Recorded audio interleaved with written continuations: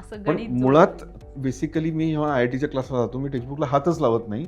तेव्हा एखादा प्रश्न इतका सोपा कसा असू शकतो म्हणून मी चुका करतो. सो पहिले पुस्तक कुठलं वाचलं पाहिजे तर टेक्स्टबुक. अच्छा. म्हणजे सो 50 to 60 क्वेश्चन्स त्यातनं पडतील. मग NCERT थोडेसे त्याला वळण वेगळं आहे. परत एक सांगतो सिलेबस वेगळा नाही आहे. वळण त्याचं थोडंसं वेगळं आहे. सो एक 15-20 प्रश्न त्यातनं. मग NCERTने एक क्वेश्चन बँक दिली ज्याचं नाव एक्झेम्पलर. अच्छा.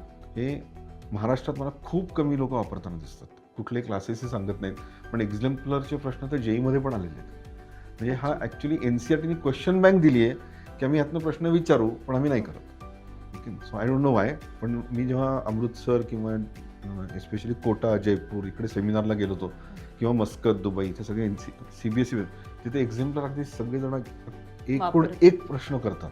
अच्छा. पण महाराष्ट्रात नाही करत. सो ते मी नक्की सांगेन की म्हणजे आपण मोजूया तर 60-70 प्रश्न टेक्स्टबुकमधनं, 15-20 प्रश्न NCERT, अजून एक 10-15 प्रश्न एक्झेम्पलर, 150 पैकी 100 प्रश्न इथेच झाले. आता उरला एक प्रश्न तो 50 प्रश्नांचा. मग इथे मग हायर रेफरन्स बुक्स येतात आणि हायर गोष्टी येतात. मग